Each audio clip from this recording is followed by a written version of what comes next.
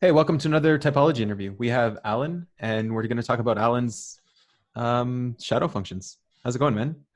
Yeah, great. Thanks for having me on. Appreciate it. Yeah, thanks for coming back, man. So I'll put a link Yeah. to our first interview below, and then also we did another one with Lindsay, I think. Just Oh, one. yep. Yeah. So Hi, Lindsay. so we'll put that down there too. And let's talk about your shadow functions a bit. Yeah. So your lead function is TE, right? Yep. And you've accepted that. That's Yes. yeah. Okay. So then that means your first shadow function would be TI. Yes. Do you TI? Do you know what that is at all? I I th- I think I do. Yeah. Uh, I think actually TE and TI are very similar in process. It's Right. just what you're applying it to. So, like for me, uh, I need a square peg to fit in a square hole, and that's a physical external quantity. So this is the hard part for me. OP, TE, so often referenced as tribe. Right. I still prefer the what I'm going to call the more classical definition in function terms, where it's more an external quantity or mechanical quantity, and that could be a person or it could be an object. Uh, Mhm. I don't really get that association out of OP. So in that world, so TE being a square peg in the square hole, and then in TI world, whatever you're dealing with in that abstract realm still needs to be an OR gate where it's uh, whatever that series of OR gates leads to. Um, uh, that's how I look at it. Right. Almost like code execution, I guess. Is Yeah. that what do you Yeah. think? Well, yeah. There's well, OR gates are definitely a huge part of logic. Yeah, for sure. Yeah. Mm. Do you do you um do you ever move yourself to what's true? Do you ever look for the truth, whatever that means? Yes, but um, it for me the truth has to be realizable or manifest in something that I can observe. Hmm. So with your SE sort of thing. Yeah, I think that's fair. Yes, Yeah. yes, yeah. Um, So like I used to play. I used to play this game of deduction called Mafia. You know, like some yeah. Look, anyways, the point is you have to get people to vote other people off the game. Okay, okay. and like I don't know, like how I would now refer to people as TI is the type of people where you'd make an argument, and even if you made 5 points, as soon as 1 point is invalid, the rest invalidates the rest of it. And Okay. I think a TI user might be offended by that perspective, but like that's how it also observes someone like host Eric. It's like one thing's flawed, so now everything else is chucked away. You start off with a brand new framework where it just all has to, those OR gates all have to consecutively align. Uh-huh. Uh, that's my interpretation of it. Is Okay. that offensive to you? It's not offensive. I don't think it's accurate, but it's not Okay, completely offensive. Yeah, it's not offensive at all. No. okay, okay. Um, What would be more accurate? well, I think a TI user, well, for me at least, I would never throw away something entirely because there was a fallacy, like some kind of logical fallacy. I would always try to figure out what that meant, that fallacy, and try to fix it and see how that affects the rest of the system and sort of like cascade out to whatever. Yeah, but like go into the little details of it. Whereas I would think a TE user wouldn't care if there was like a fallacy as long as it's working. They'll just keep using it, and in a case where it doesn't work, they'll use something else. Yeah, okay. That's fair. I accept that. I think definitely if I reflect on maybe like 5-10 years ago, 100% I'd agree with that. For my own journey, I would say that now I try and challenge myself to ask, are there more conditions that this what I consider a TE truth? There are more Right. conditions where it doesn't meet. I guess that's where we get into this interesting space with all these typology systems. Why there's so many. There's some very overlapping notions. Yeah. Yet there's some also huge differences. And is there even a TE truth in any of them? It's hard to say. Right. Yeah. Like, so I would think, yeah, with your analogy with the typology systems, like the TE would say, well, we'll use this system where it works. And then where it doesn't, we'll throw it out and we'll use this system. Well, that's definitely where I was Right. when we did our first set of interviews. So I don't know, whatever that was, 6 months ago. Okay. That's definitely where I was. And I even used to like comment on YouTube, the Eric's YouTube videos and whatever. Like, it'd be so funny because all these people would be talking about, we need the problems with, this is back when there was a bit of tension with the OP system, and people would be like, Yeah. OP's got these flaws. These flaws means it's not usable. And like for me, it was like, no. I'm just applying this to my life. These parts are pertinent. I don't care about everything else. But as I've delved more and more and immersed yourself more and more into it, that universal application becomes more and more relevant, especially as you start seeing contradictions, not just in others, but myself. Right. That's interesting. Yeah. Yeah. Well, you touched on the universal aspect. So yeah, that's definitely something that's with TI. And I think there is also like same thing with the OE/OI axis, that maybe TI is a little bit more organizing of the thoughts. It's a little more so like over like at first with your TE, you have all of these different ones and you're able to use them, but then you want to refine them down to one single. And I guess it's also with your NI, one single concept, one single thing that. I think that's like the luxury goal. Like Right. you've got the ultimate meaning of life, which we may never know beyond human comprehension. Then you've got the meaning to your life that you can figure out. So I kind of see it like that. Yeah, I'd love to be able to say this is one way of doing it, but I've whether it's resigned or accepted. Right. There's multiple ways to view things. So one thing that I've seen from TE users is the actual truth doesn't matter as much as maybe the results and getting going. Because like you could spend a year refining things down and figuring out what actually is finally true, but you can and finally start going. But like a TE user could be like, well, I don't care what's true. We'll just start now and we'll start working on what works now. And then if something else works later, we'll do that and we'll get the ball rolling. Do you find that that's more? I think there's definitely merit to that. I think ultimately how much you should sway between being accurate truth versus good enough to start depends on your risk profile. Right. How quickly you need to get, assuming we're talking about projects and career and whatever, how soon you need to start getting cash flow, and what are the risks if things go catastrophic. Like if you're like, let's just take SpaceX and you're launching rockets in the air, a couple rockets blowing up and you might lose all credibility. So you need to invest more in that TI because of the risk profile. Yeah. So like, do you get that on a team where like everybody's on board with one idea, but one guy's just like, no, that's the wrong idea. We have to sit and we have to work on it and make it better and better and better. Like they have this one thing that they're stuck on and they're going against the team. But like in the end, would they end up being right or something? But it doesn't matter. They're just still holding you back. Well, I mean, I don't want to cheaply throw it away, but like, I just like the saying, even a broken clock is right twice a day. Right. Yeah. So okay, someone was right, sure. If one decision is that critical to the overall outcome of a project, then probably not enough criticality was given to that decision in the first place, and there's oversight from many other layers. Is that translating where I'm getting at? Yeah. Okay. Yeah. I feel I understand what you're trying to say, and I didn't touch upon it. I guess it's just because I just look at questions like that a bit differently now. Yeah. Why do you think of that? Do you look at questions like that differently now?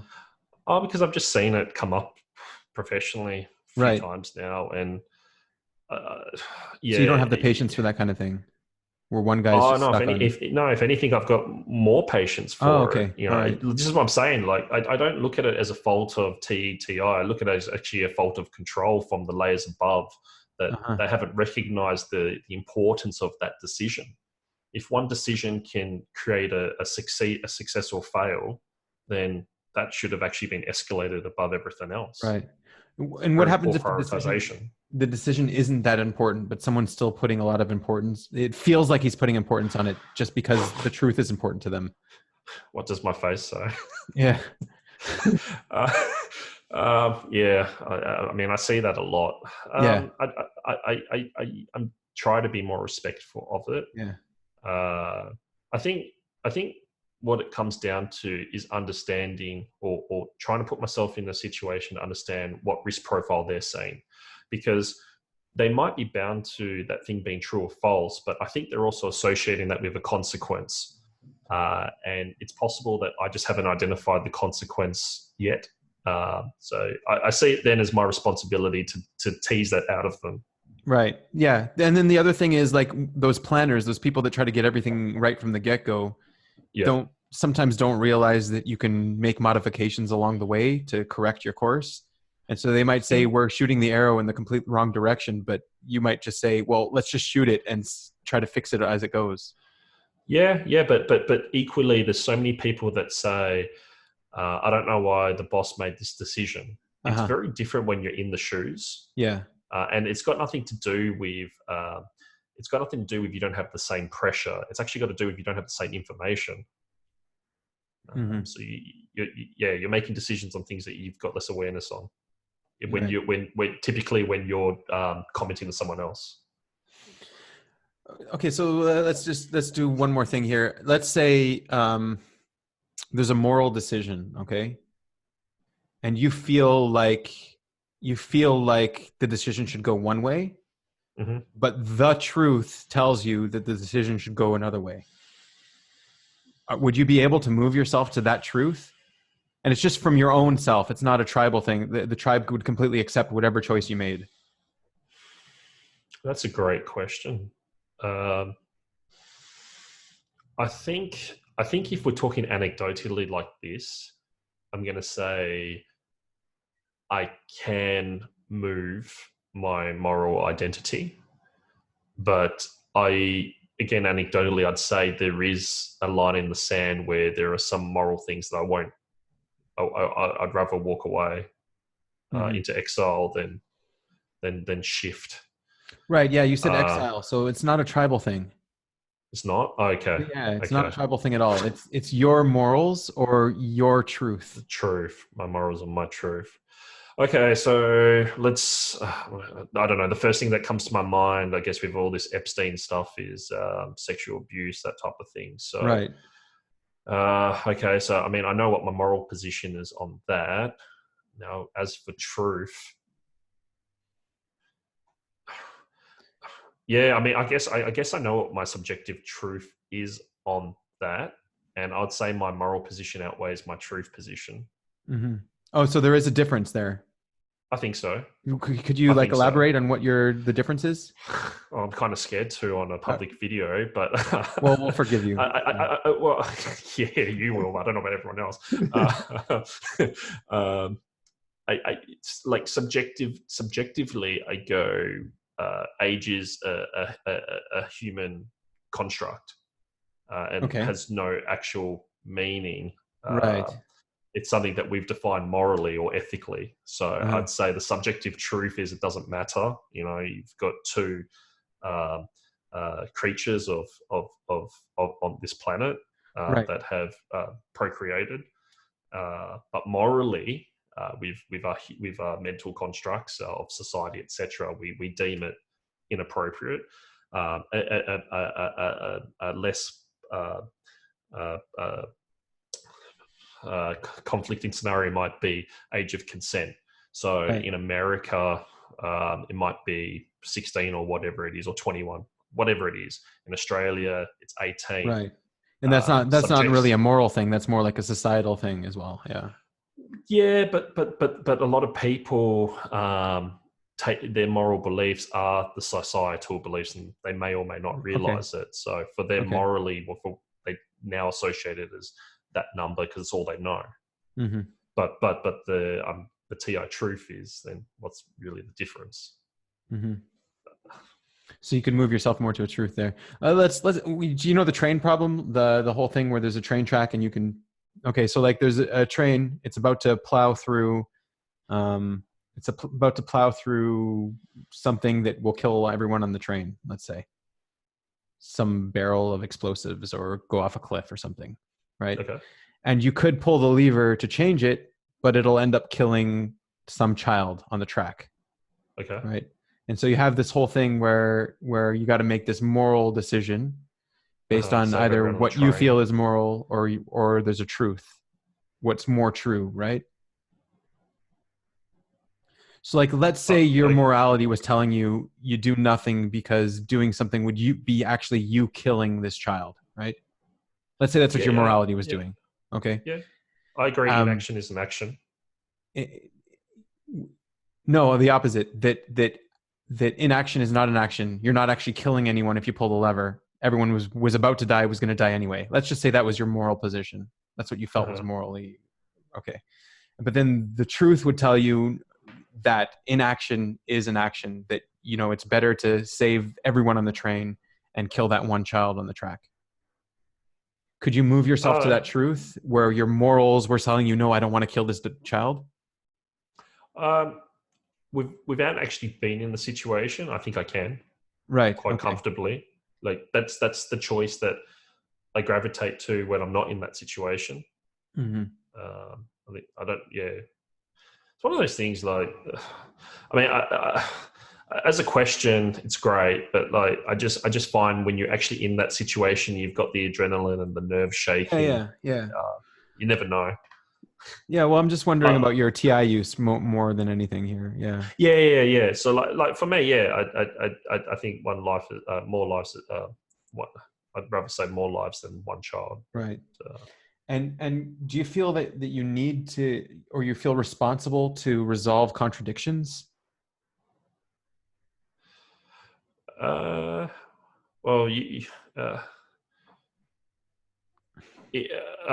if I'm invested, If you're invested, what if there's no reason to resolve the contradiction? Like there's no no. absolute, it doesn't help at all to resolve the contradiction. Both methods work. There's no reason why, like one case and then there's another case. Would you still feel responsible to resolve that? I feel responsible to resolve it in my mind, Okay. but I don't feel responsible to press the other person. And I don't know if that's more related to shielding FI. Mm-hmm. Okay. Would you want to tell me why you think it might be related to shielding FI? More because I don't want to go through the process of potentially alienating someone, Mm-hmm. for over something that's quite potentially minor. So like, that's what I mean. I have to resolve the contradiction for Yeah. myself. Right. Yeah. Again, we're talking about for yourself. Yeah. Oh, cool. Yeah, yes. I have to resolve the contradiction for myself. Then if I deem that the consequence is significant, then I'll raise it. Mm-hmm. Otherwise, I'll let it slide. Okay. Interesting. Okay. Um, okay, that's good. Yeah. So we do see like your use of TI that you're able to do it. Now, when you do that sort of thing, does it feel uncomfortable? Does it feel like you're doing something wrong? Like it's something that's not really what you're supposed? No, it feels like the right thing. Like you're No, responsible to do it. yeah, like I said, I have to resolve that contradiction. And it's like, yeah, definitely in those type of situations. Sometimes like it will keep me up at night. I have to go and consume to resolve it. Right. Yeah, Okay. definitely. When you phrase it that way, yeah. Okay. Interesting. Yeah. Okay. So okay, your second savior is SE. Yes. So I'm wondering where that falls on your shadow stack. So do you SI? Do you do that? Do you know what SI is? I think I do. My partner is OP typed as lead SI, Okay. feminine. Okay. So a lot of my understanding of SI is based on, and I typed her that way as well. So it's based on reference to her. Just before we touch on that, I was talking to, is it Versavia? Oh, Versavia? yeah. Yep. Yep. Okay. Hi, Versavia. I was having a chat with her the other day, and she pointed out an interesting Q&A recently on grant stacks, Yeah, exactly. where which is interesting because once again, I've been interested. Well, we've discussed as well whether the shadows flip that whole Right. the second third as well. But with that grant stack where you keep your introverted extroverted arrangement, it would Right. So seem they that say at this least. Yeah. yeah. So it seemed that NI is still for me number 2, not SA, but Okay. whatever. Let's go with the flow. SA Yeah. number 2. Well, it's your second savior, so I'm just wondering how, Yep. and it's really interesting because you are the jumper, so this is going to be like pretty interesting to see how SE goes to SI and how NI goes to NE. Okay, so what I'll say outright is before I met my partner, my SI was shithouse. Right. I hate it. The idea of organizing something for the sake of organizing it, I just can't. I can't fathom that, But comprehend do you it. see your partner doing it? Oh yeah. Yeah. Okay. I mean, been living together for for a long time, so we've kind of figured out how to Right. make it work. And because she's so Uh, responsible for it, then maybe you're less responsible. well, I've had to become responsible for it Okay. so that I can identify with her and meet her halfway. So I I see. actually, uh, I do a fair bit of SI regularly now, and I actually think it's the key to life. To be honest, Yeah. I really, as much as I hate it, I also have such a respect for it because without SI, there's so many experiences that we want. And that we want to invest our time towards. And if you don't have that SI structure in place, there's so many opportunities missed. That's how I've sold it to Hmm. myself to undertake.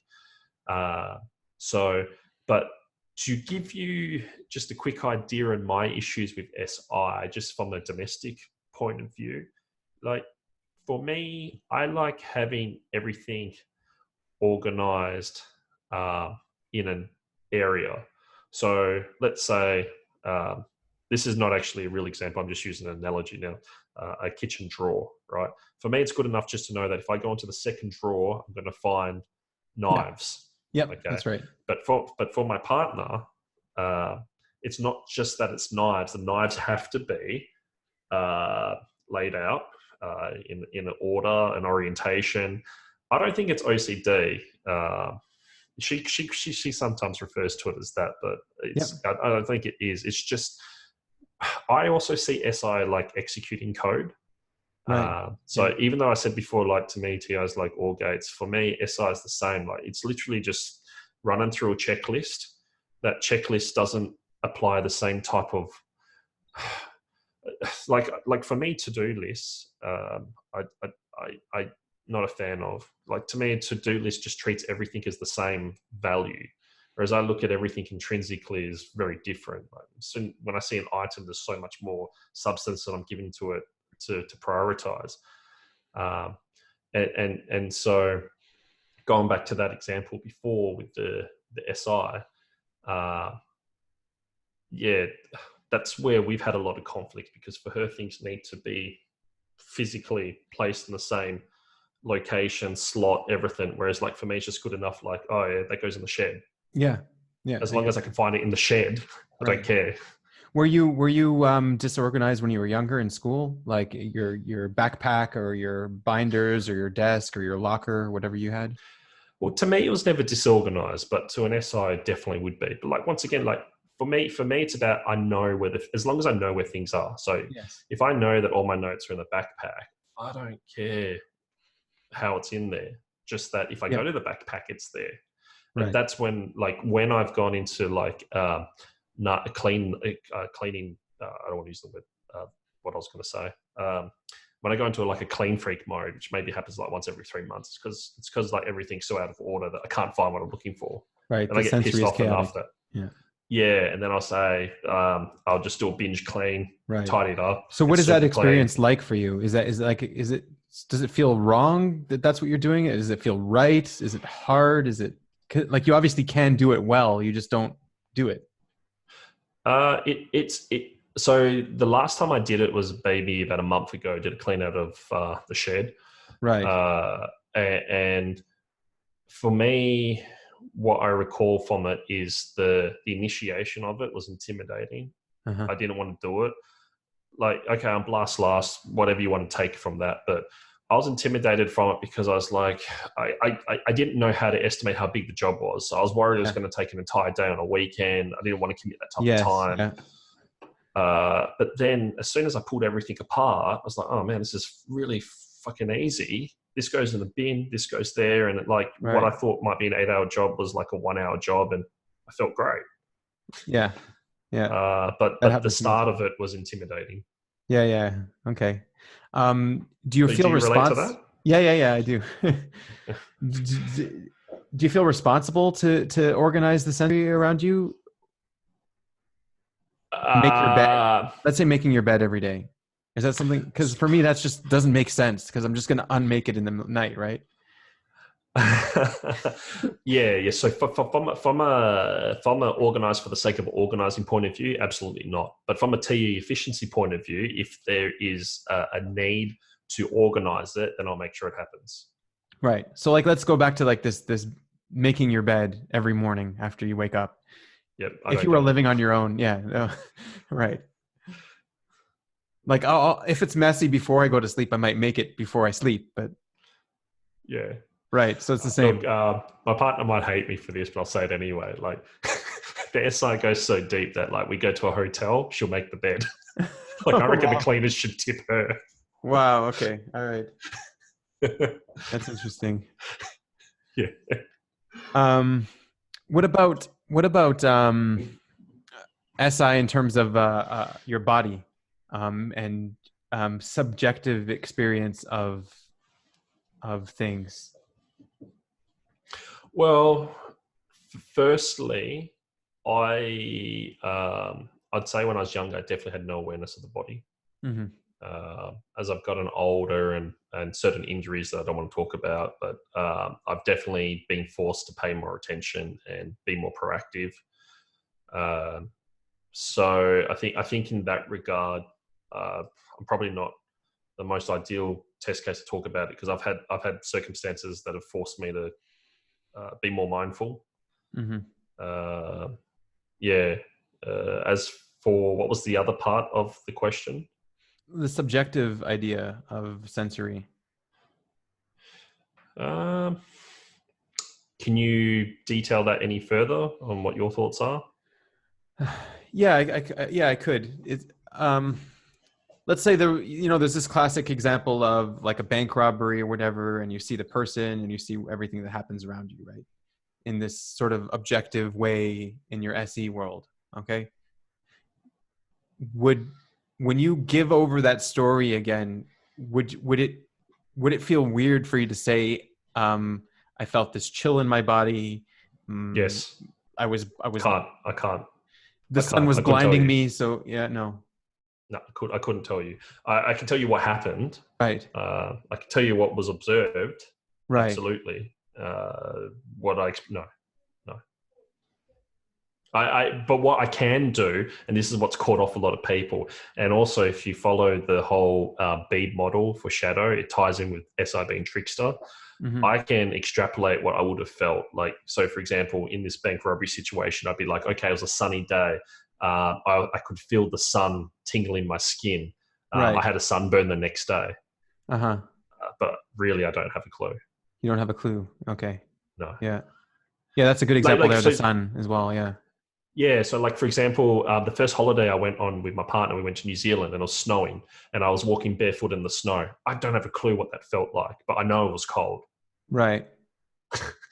I don't know. I guess is that an example of TI? Yeah, no, it's a perfect example of right. Yeah. Of SESI. Yeah.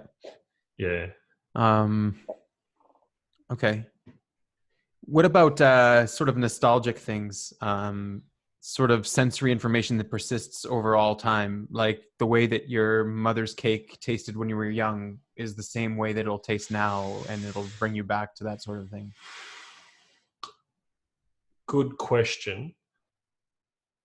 I think with taste, I can identify taste that yes. So with taste, I can identify I've had something similar in the past. Mm-hmm. For sure. I wouldn't. I mean, I know the mother's thing is just an example, but Yeah. definitely there's. But my wife is so much better at that. Like for me, it's like I know I've had this before, and then I just have to start asking myself, what could the possibilities be, and I'll narrow it down, and then choose one by probability.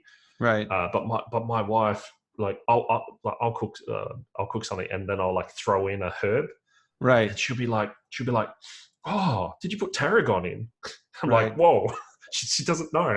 She does not Yeah. know, but she can pinpoint it. Oh, it's Uh-huh. crazy. Um, I definitely more receptive in that type of ability when it comes to music.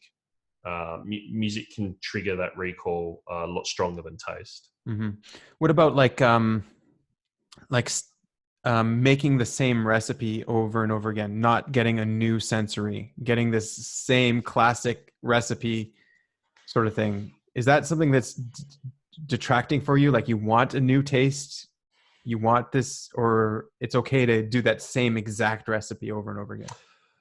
The way I describe it is, I never have an expectation that if I cook something twice, will taste the same. Yeah. If I adjust in a recipe, it'll be for two reasons that I can think of. One is I'm just adapting to what ingredients are available. Yeah. I'll often freestyle based on what's available. And the other reason why is convenience. Like the most common one would be short on time, but could be another reason why. Maybe your whisker is broken or something or Mm-hmm. whatever. But just as an idea, like having the same meal over and over again because it was the best meal you ever tasted, would that be something that's kind of that would get old for you? You would still want something different, or Uh, okay. I see where and you're maybe going not with even that. just a meal, maybe just an experience or something like that, like the same roller coaster or I don't know, whatever. I think here's where I'm at. Okay, I have to give two answers because um, as an older person, more mature, I don't have the same. I definitely don't have the same position I held when I was younger. So when I was younger, 100%, I don't want to eat the same thing every day or have this relive the same experience all the time. Now that I'm older, there's actually a certain joyful quality to it, and Mm-hmm. I find myself looking forward to it more often than not. Oh well, okay, Uh, yeah.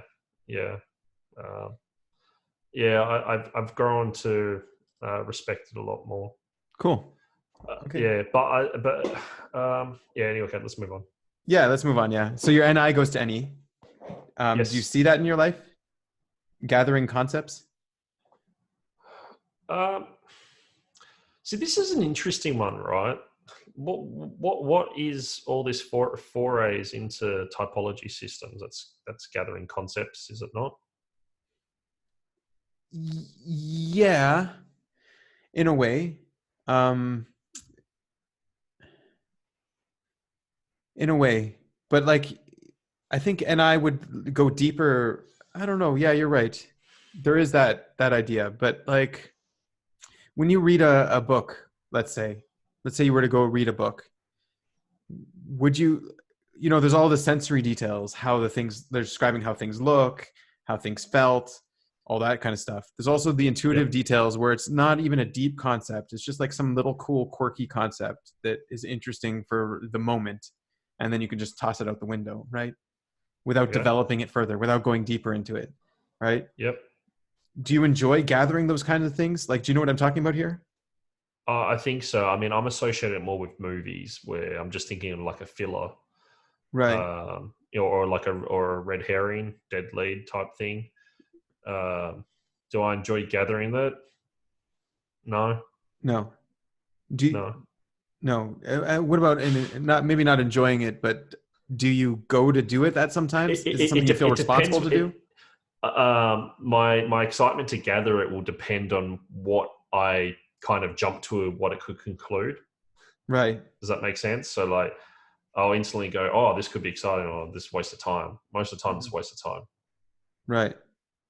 Yeah. I don't know if that Um, helps you out. when you do get a new concept, that you don't know if it's based in reality or not based in reality, like someone's pumping Yep. out these concepts over and over again, like someone's into the Mm-hmm. conspiracy theories, and obviously there are Yep. some conspiracy theories that are dead on, like they might be completely right, and then there are Yep. some that are completely wrong, right? But let's say he's just vomiting out these conspiracy theories one after another. Mm-hmm. Is that hard for you to listen to, like one concept after another concept? Is that? Yes. Yeah. But it's not because I go, I don't want to hear the concepts. It's because it's not leading anywhere. Yeah. Yeah. Okay. Yeah. From all those concepts, maybe for them, there's a purpose behind it, but I can't see that purpose. So I zone No, out. yeah, I don't think there's a purpose behind it. Just the fact that there's a cool concept here. Let's just investigate this for no reason, with no purpose. Let's go investigate this Nah, one. No, yeah. no interest. But I think a lot of that's driven by being so time poor. I have to be very Right. selective. Would it feel weird if you were to investigate concepts in that way? Would it feel wrong, like you're betraying your NI in some way? I don't think so. I mean, like for work. So as I'm an engineer, if I do a project and you do like a study, so a study means somebody has got a problem they want to solve. How do you want to solve it? Well, that's a gathering process of concepts and notions. There's like let's say that you need a new power station. What technology do you use? You know, solar power, nuclear power. They're all different ideas and concepts, and somehow you've got to then refine and select that. So, no, I mean, I do that for work. I don't have a problem, but Mm-hmm. the important part for me is I've got a target. Like I'm going through concepts, but I'm not going through them for the sake of it. I'm going through them to uh, T rank them, I guess. Rank them. Okay. Yeah. What about like an idea of like a spectrum of concepts? Uh-huh. Is that useful for you to have a whole spectrum of ideas, or would it also feel weird to put it on a spectrum and have all these things that might not be relevant to your problem? I so let let's say we're talking about sports, right, and squash. I don't want to know what shot to play in what situation. I just want to know what type of shots would be effective, and then in the moment I can make the final choice. So Right. the reason I'm saying that is the translation there to me is I'd rather have a bag of concepts that I can then leverage off and refine into something in the moment. Mm-hmm. Interesting. Okay. Yeah. Um, what about brainstorming and ideating and coming up with new ideas for things? Is that something that you're good at? Is something you enjoy doing? You feel responsible to do, or would you rather just find the one idea that works and just go deep and go all in on that one, refine it and stuff? Um, okay, so I have to tackle this from a few different angles. Yeah. Firstly, the problem I have with brainstorming is that it's very hard for me to let go of what I think is the highest priority risk. So, like, what, why that becomes a struggle is in the brainstorming process, it'd be chaotic. Everyone's gone in different directions. So I Yeah. like somebody will say something, I instantly go, this is like, we need to drill that down further. But then a discussion's happening and I get into this conflict of, I don't want to stop the discussion because it could manifest something else equally useful. But like in my head, I know that this needs to occur. Like now I just write it down so that I can go back to it later. Otherwise I just won't be able to focus because I'll just be internally drilling that down. So that's number one. Number two is with brainstorming, I think so I've got my personal opinion on my own performance. There is I'm a better facilitator. I do excel at prompting other people to consider more angles, so that whole ST. I'll gather their opinion, and then they feel more comfortable to explore and expand out. And but about a year ago, I did a talk for a local personality thing, and so I pulled these socionics descriptions, and I got 3 people that know me very well to give me some feedback on what they thought about those descriptions against me. And when it came to NE, they actually all agreed with it and said that I do quite good at NE. That includes the person who I type as as a lead NE.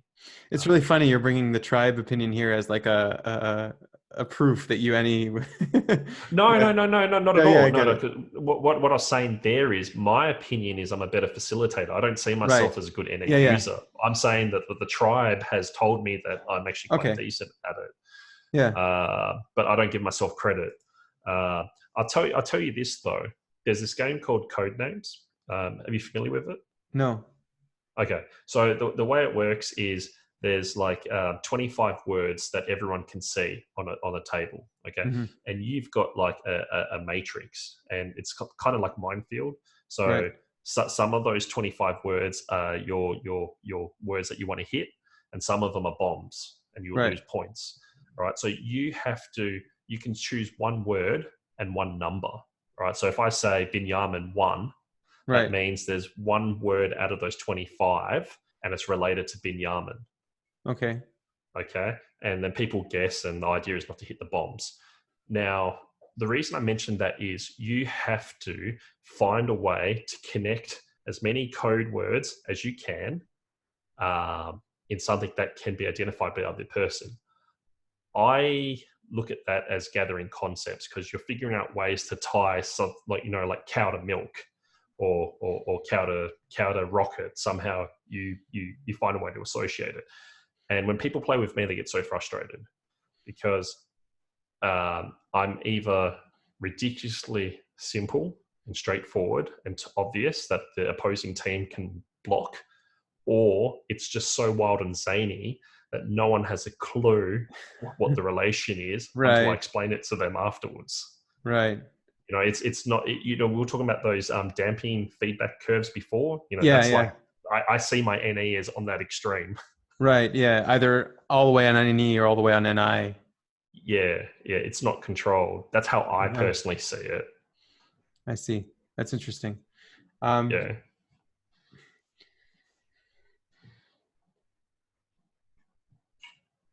Okay. What do you have I anything? what I Yeah, go have ahead. just quickly, what I have found with NE for me, if I challenge myself to ask what if, I can push myself to be in a state where I'll consider more options than definitely I would have without asking it. Right. But I think out of all the functions, I find NE personally to be the most draining. Most draining. Okay. Yeah. I definitely get fatigued from doing that. Like Right. it's very hard More for me than to just SI. force my. Yeah, because I feel the reason why is I feel like for me to NE, this might seem really weird, like what I'm about to say, but for me to NE, I feel like I have to go over known information, which I hate doing. Oh, okay. I Interesting. have to keep on asking myself, what if, what if, what if? Right. Yeah. And I keep on going through all these different combinations. Yeah, that And I was think actually that's going how to I be end my up. next question too. Yeah, about the possibilities. Like NE is seeing possibilities for in the moment. Yeah. So every time I ask myself, what if, I'm going through the same fucking simulations and pushing one variable. And I just hate it. Right. Yeah. So you're not actually NEing, you're NIing sort of thing in any way. Potentially. Yeah. Yeah, potentially. Yeah, potentially. Interesting. Okay. Cool. Okay. So let's move on to your last shadow function. So Yep. that would be your FI going to FE. Yep. Do you know what FE is? Do you do it? Do you? I used to think FE was something that I don't associate with anymore. Right now, what I associate FE with is literally just being happy that other people are enjoying something, and I don't need to understand it. It doesn't need to comply with my views. I'm Hmm. just happy in their presence, and I feel that with my kids. That's really what's showed me that. If that's FE or not, I don't know, but that's how I look at it. Like I had this That could moment. be I FI think too. yes. Yeah. Well, it maybe, Yeah. but I'm not seeing it that way. And the reason why is like, so yesterday I'm just having a conversation with my partner at the table, and the kids just started giggling and laughing together and playing, and I just stopped, and I just felt overwhelmed with a joy. I was Right. just I was just happy from their energy. I didn't know what I felt. Uh-huh. I wasn't happy because they were happy. That's where I felt that would be more FI. Like I didn't even know why they just started laughing and giggling. It's just their energy just overcame me. I don't know how else to Feminine. explain it Yeah. because It's a it's feminine feeling as well. Yeah. yeah. But Would you that cause that? Would you ever go and cause that sort of happiness and joy in other people, in your kids on purpose? uh, well, If you saw the that's opposite, would you feel responsible to bring them that happiness without making something work for them? well, now that I've experienced it, it's something that I would like to foster more often. Right. I don't want to. I intentionally. I don't want to use the word create because I think that goes more towards TE trying to make something work. That's why it's like I look at it as foster. If the variables in the environment are conducive to being happy, then it's just an output, and people can be Yeah. happy and you just enjoy it. Would that feel Um, manipulative if like this one group no, has a reason to be sad and upset, and then you come and you cheer them up because it's important to you to have a happy atmosphere? okay, so just firstly, I don't look at manipulation as defaulting to something good or bad. To me, it's Yeah. just yeah. Right. So yes, it is manipulative, but I don't actually have a connotation drawn to that. Okay. Um, I I think I think in the past when I was younger, I definitely fell into the camp of what I've got a friend who I definitely think is lead FE, and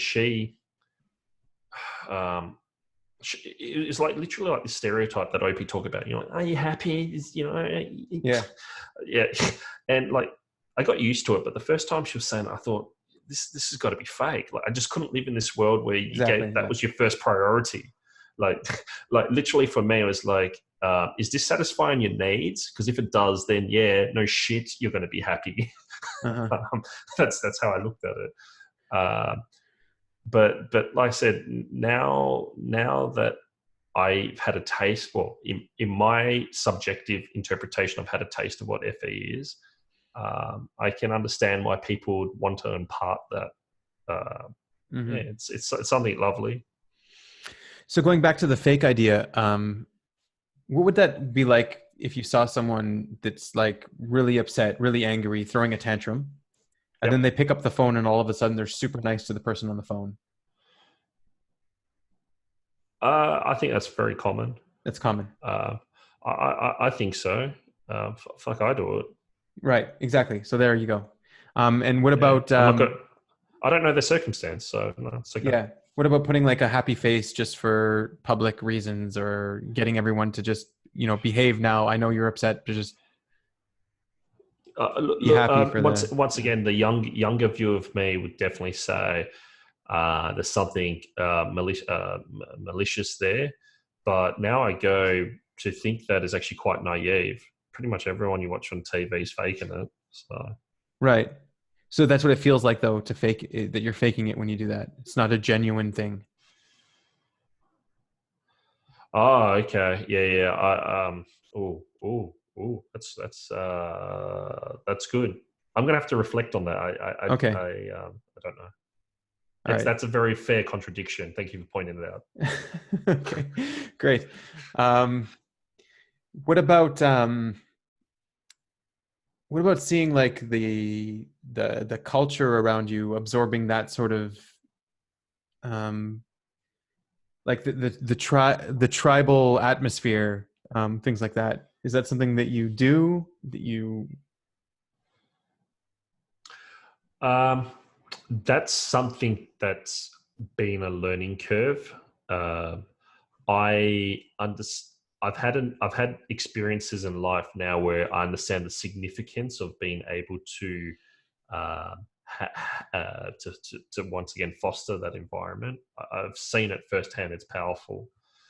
Uh, it's something that I just don't have any understanding of. Mhm. Um, yeah, I recognize it. I can see it, but I don't understand how to create it. I don't understand the ingredients that go into it. Right? Yeah, What about walking into a room and noticing what the appropriate emotion is for the circumstance? Like, I'm that's not talking about easy. something That's obvious like a easy. funeral or, No, but no, no, like, that's easy. yeah. That's easy. Yeah, So like being emotionally appropriate for whatever is going on around you. yep, that's easy. Okay. Okay, cool, man. Do you have, It's for me. It's not. I've been able to identify what the appropriate emotion is, whether I want to do it. okay. And if I'm somewhere I don't want to be, it's very hard for me not to make it obvious. Okay. All right. But if I want to be there, yeah, whatever is required can be done quite easily. I see. And what does it feel like when you do that? Well, I think it feels okay, which is why I can do it if I want to be there. Right. Yeah. But does it still feel like a little awkward or weird or Um, it really depends on what my current thoughts are on the people. uh-huh. If if um, if I don't like the people, it's very hard to sustain. Okay. Yeah. Like I just yeah And it's draining, I guess, in that way too. yeah But not more yeah than any, I guess. yeah. So I'll sustain it by doing like little hacks and stuff. But Right. yeah, it's hard. But that's my perspective. Yeah. Once again, the feedback I got from the tribe based on those questions was actually quite different. They thought I sustain it for a lot longer than what I feel. So I Right. don't know. Interesting. Cool, man. Do you have anything else to add about any of your shadow functions, how they play out? Let me just do a quick check of my notes. Right. Yeah. Do you want to pull those FE, up? Those are really cool. I didn't have a chance to look through all of them. I looked through the first two. how do I do that? There's a share button at the bottom there. Oh yeah, share screen, share. Okay. There we go. Oh, okay, cool. I'm not going to go into details. Obviously, there's heaps. Firstly, I just wanted to give you made a video out on this Maimonides. He's a guy that lived in something BC, 800 years ago or something. 800 years ago. Yeah. No, it's not BC, but Yeah. yeah. Oh, okay, it's Yeah. close enough. But yeah, I loved his ideas on describing the cognitive. Oh, we're breaking up.